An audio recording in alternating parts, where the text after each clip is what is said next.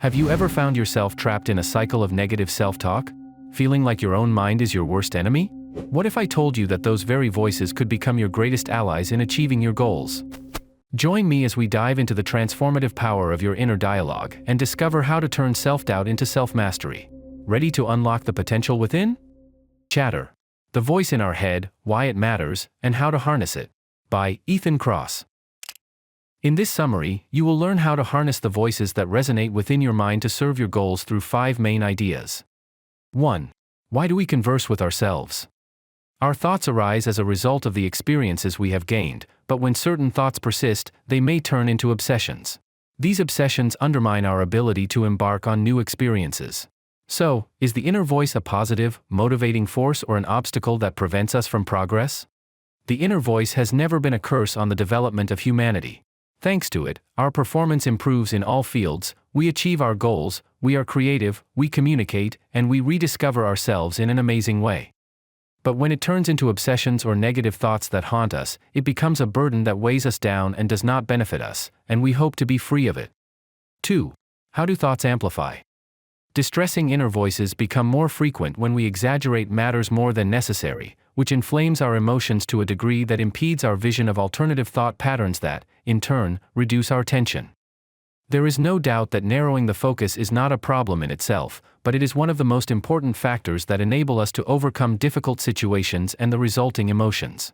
So the real problem is the lack of ability to scale down things and look at them from a distance.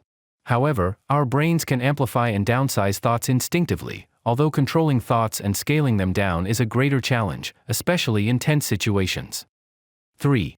Be objective and balanced in judging your thoughts. A mental health expert suggested teaching patients how to interact with their thoughts objectively by engaging with them from a distance, rather than avoiding them or trying to escape their emotional impact. However, detaching from thoughts in this way can sometimes yield unhelpful results, as it diminishes both positive and negative experiences. For example, if you get a promotion at work, and then remind yourself that money doesn't matter since we will all die eventually, your feelings of happiness will fade. 4. Start influencing from the outside to the inside.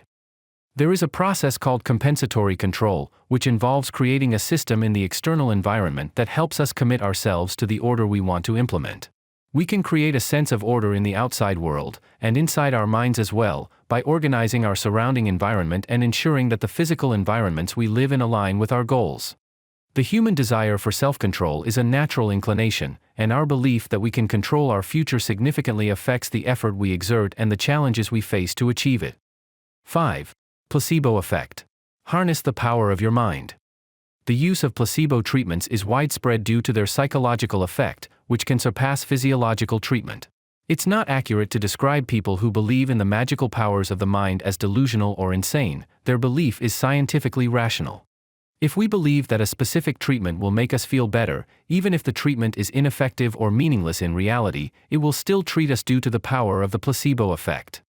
The degree of relief produced by this drug varies depending on the type of illness and the patient's condition, but some people are naturally more susceptible to these treatments, and the power of the mind can exceed the strength of medicine.